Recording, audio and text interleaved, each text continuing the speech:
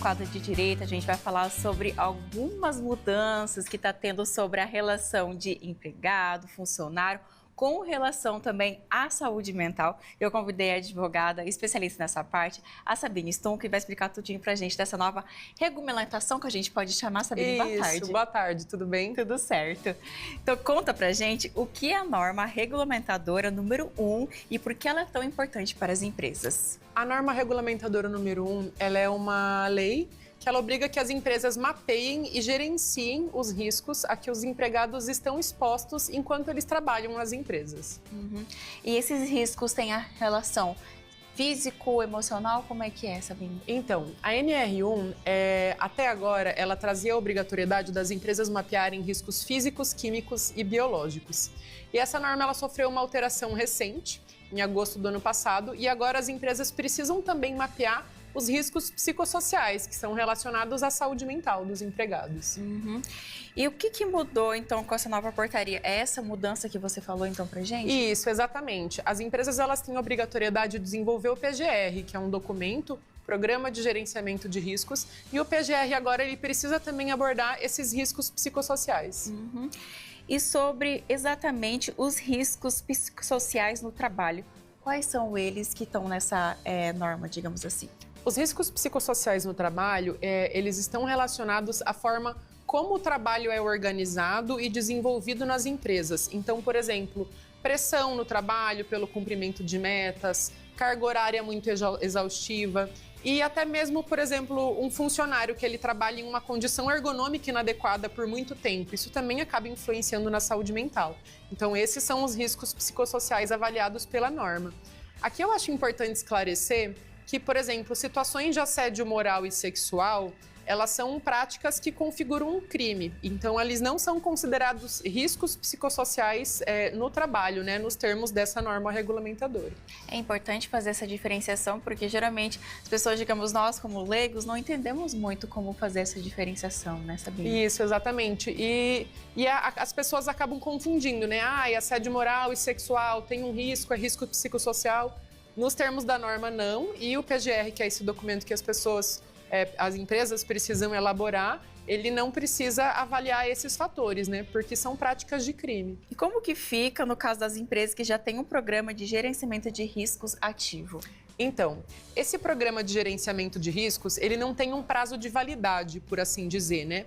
É um documento que a empresa, via de regra, ela precisa atualizar a cada 2 anos. A não ser que a empresa passe por alguma alteração no ambiente de trabalho ou que tenha alguma alteração nos requisitos de avaliação, como é o caso agora. Então, a gente teve essa alteração. Então, a partir de maio, todas as empresas precisam atualizar o seu PGR para passar a analisar os riscos psicossociais. E no caso, as empresas que não realizarem isso, elas recebem multa? Como que funciona? Então, como funciona?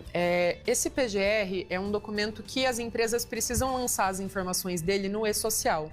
Então, não vai haver uma multa de imediato, mas as empresas estão sujeitas a passar por fiscalização.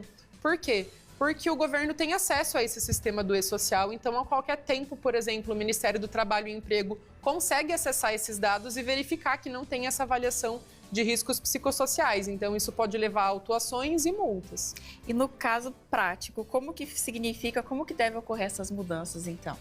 A empresa precisa chamar um profissional de segurança do trabalho, no caso um técnico de segurança de trabalho ou um engenheiro, para fazer esse mapeamento de riscos e para fazer essa atualização do PGR. Então agora a empresa precisa olhar para a saúde dos empregados e segurança, além de, por exemplo, bota de proteção, EPI, além de treinamento para operação com máquina e essas condições que normalmente eram analisadas. Ela precisa olhar para a forma como o trabalho é desenvolvido como um todo e avaliar também esses fatores psicossociais. E no caso das pequenas empresas, também estão inclusas nisso? Sim, todas as empresas que possuem empregados precisam ter esse PGR, só que essa norma ela traz algumas exceções. MEIs, né, o microempreendedor individual, ele não precisa ter o PGR. E empresas de pequeno porte com um grau de risco baixo, que seria grau de risco 1 ou 2, estão dispensadas de fazer esse PGR.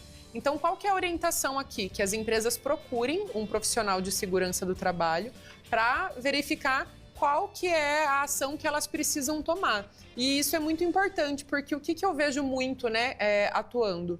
Eu vejo muito PGR elaborado de maneira equivocada, com avaliação de risco feita de forma errada. Então, isso pode ser muito sério para a empresa, porque pode vir a trazer um prejuízo financeiro, tanto com questão de fiscalização por estar informando dado inadequado ou errado, quanto quando, por exemplo, a empresa recebe um processo trabalhista. Se você tem um documento elaborado de maneira inadequada ou errada, que avalie um risco que não existe para uma determinada função, por exemplo, esse dado ele pode prejudicar a empresa num processo trabalhista. Uhum. E no caso agora, por exemplo, muitos empresários devem estar pensando, tá, mas agora eu preciso contratar um psicólogo, como que funciona essa parte? Não, a norma ela não traz essa obrigatoriedade de avaliação por psicólogo, até porque a ideia da norma, na verdade, não é trazer essa realidade de diagnóstico de doença mental, nem nada do gênero. É justamente avaliar o trabalho como um todo e a maneira como o trabalho se organiza. Então, a avaliação ainda pode continuar sendo feita pelo profissional de segurança do trabalho que vinha fazendo essa avaliação. Uhum. Até fica claro, porque muitos empresários vão ficar com dúvida com essa questão também e com esse receio. Nossa, mas como que vai funcionar? Agora eu vou ter um psicólogo, então, para ficar tranquilos que o técnico de segurança Exatamente. consegue. E Sabine, qual a diferença entre os riscos psicossociais e os programas de bem-estar das empresas?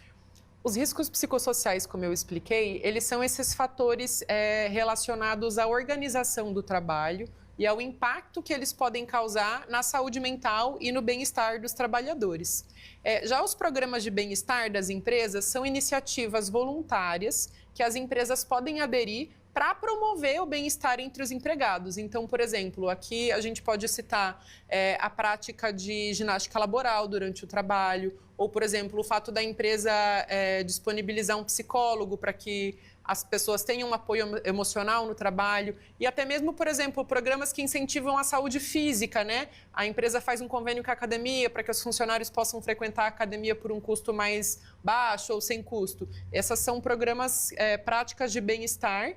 Uma coisa não se confunde com a outra, mas elas se complementam, né? Porque elas visam a promoção do bem-estar no trabalho.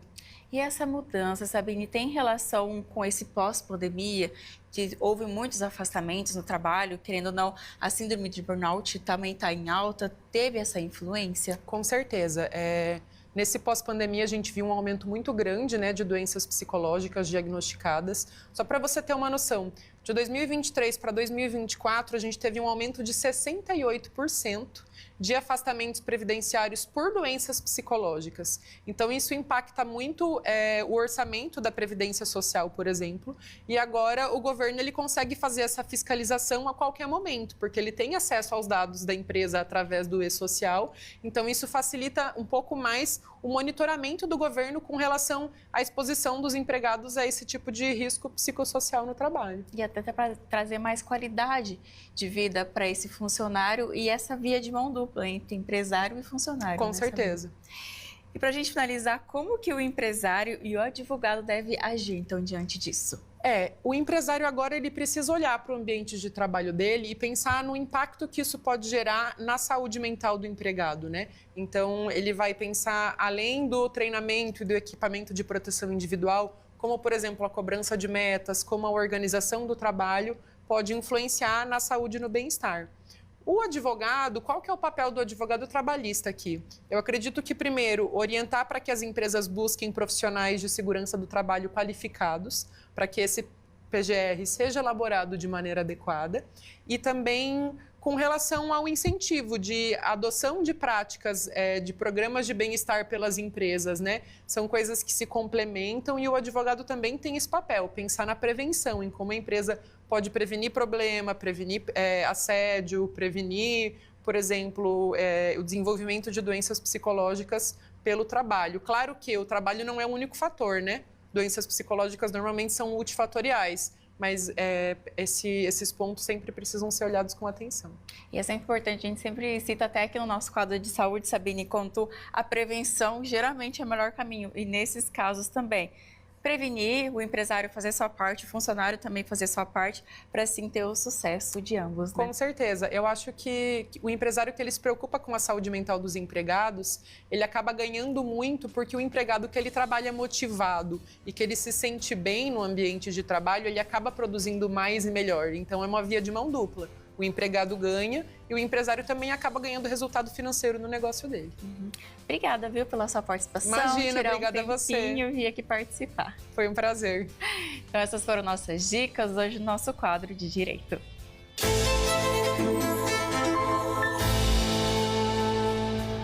Valeu, Sabine. Obrigado, Nubia, aí, por passar essas informações pra gente aqui no